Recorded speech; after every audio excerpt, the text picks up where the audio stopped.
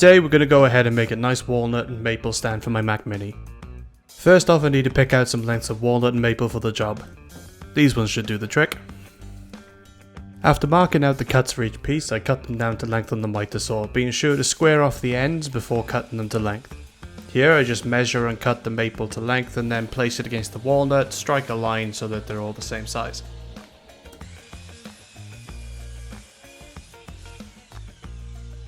Next step is to make the maple strip. First I cut the edge off to give me a nice flat edge to work against, and then I moved the piece over about 5mm and cut off the strip that I needed. I noticed the strip looked more like a wedge, so I measured it to see what was going on, and it turned out the strip was miles off. There's about 7mm on one end and 10mm on the other. Whoops. Let's do that again. I think this happened because my fence wasn't straight, because the footage shows me keeping the piece tight to the fence for the whole cut. I reset the fence and redid the edge so I wasn't just going to cut off another wedge. Did the 5mm cut again, ensuring the piece was tight to the fence, and it came out alright. Glad I spotted that one. It came out at about 6mm, but at least it's consistent now. That'll do. So I'm setting up the table saw to rip off those sides and trim the maple height down a smidge. It's starting to come together already. Time to put the pieces through the thicknesser to get some nice smooth surfaces ready for gluing. Right, here's what I think I'm going to do. Because of the snipe that's happened up here, I obviously need to fix that. Now, instead of recutting all of this because I don't want to waste the wood, later steps in this build is going to have me carve all of the middle of this out. So this middle section is going to get wasted anyway. So what I think I'm going to do is cut off, say, I don't know, I'll go work it out, but maybe this much maple, so that I glue only that piece in, and then I'll do the same on the other side, where I cut off another good piece, and then glue that there.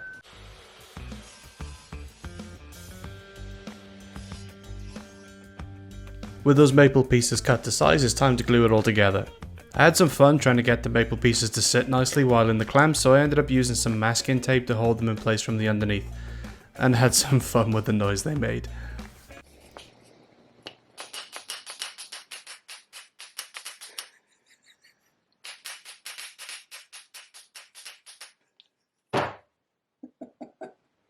And with those in place, I added plenty of glue and clamped them together. I realised after adding the glue I didn't need to add any in the middle at all, so that was a bit of a waste. I used Titebond 1 for this.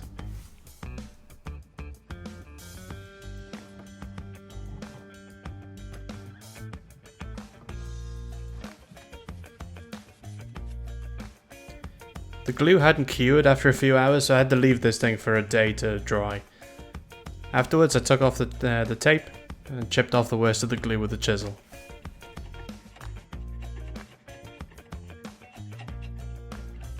Next step is carving out the middle letterbox bit. I knew the Mac Mini was 197mm long, so I marked the halfway point in this piece and went 99mm either side of that line to give me a 198mm hole. The height of the Mac Mini is 36mm, so I made the hole 38mm so it wasn't a super tight fit.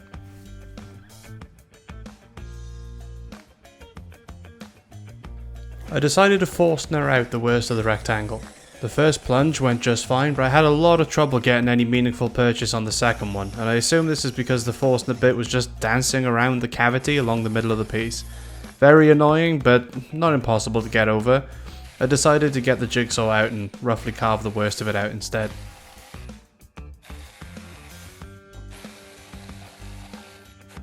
There was still a lot of material left to remove, so to get it bang on the line I crept up on it using a sharp chisel. I had to make sure the cuts were square, so I used this guiding block to help me out. I did find this quite difficult to use, like holding it and the chisel felt awkward, and clamping it down didn't stop it from twisting around. If you guys have any tips on doing this properly, then please let me know down below.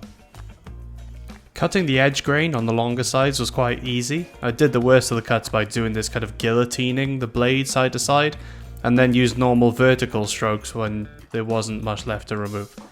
I had the most trouble with the end grain, these shorter sides. I had to resharpen the chisel and use a smaller one just to get a decent cut through it. It's tough stuff.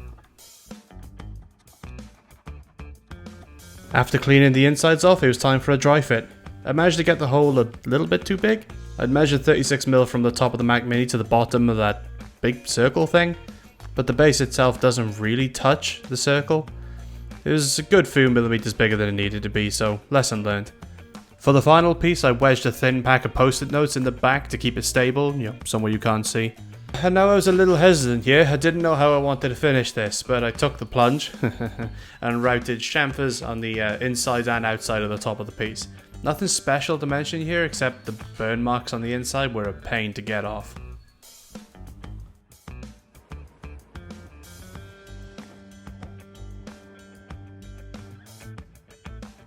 And finally we get to sanding and finishing the piece. I went over it with 80 grit to get the worst of the work done, then 120 grit before running a wet cloth over the whole thing to make the grain pop, and then finally with a 240 grit. I did the inner chamfers by hand and they were an enormous pain. I'm not entirely sure where the footage went, but I finished this piece with mineral oil. Okay, so here it is. This is the finished Mac Mini stand. I mean, it basically looks like a letterbox, so if it doesn't really work on the Mac Mini, I might just go and install it on the front door.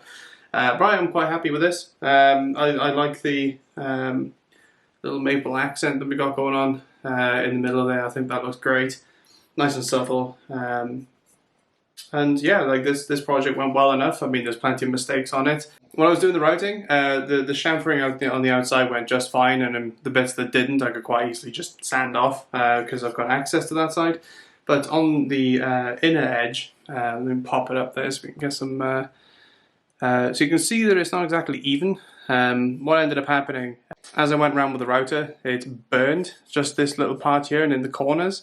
And I was trying to get rid of that burn with just some normal sandpaper, and that didn't, well, it worked, but yeah, it's just gone and knackered up the chamfer, basically.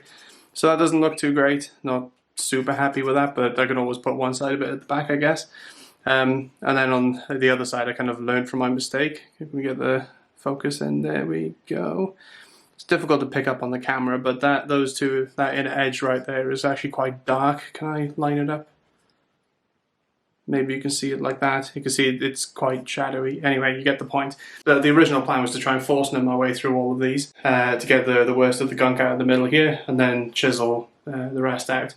But what I ended up doing, because I couldn't get good purchase on the Forstner bits, was jigsawing the worst of the shape out and then chiseling it all out.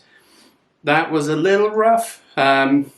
This ended up being relatively straight and smooth, and for all intents and purposes, this is just a Mac Mini stand, so it'll be fine, but it was a little rough around the edges and I had to do quite a lot of chiseling to get that somewhat done. I hope you enjoyed the video. If you did, please give the video a like, and if you want to see more content like this, then hit the subscribe button and ring the notification bell. It really helps a lot. Take it easy, and I'll see you next time.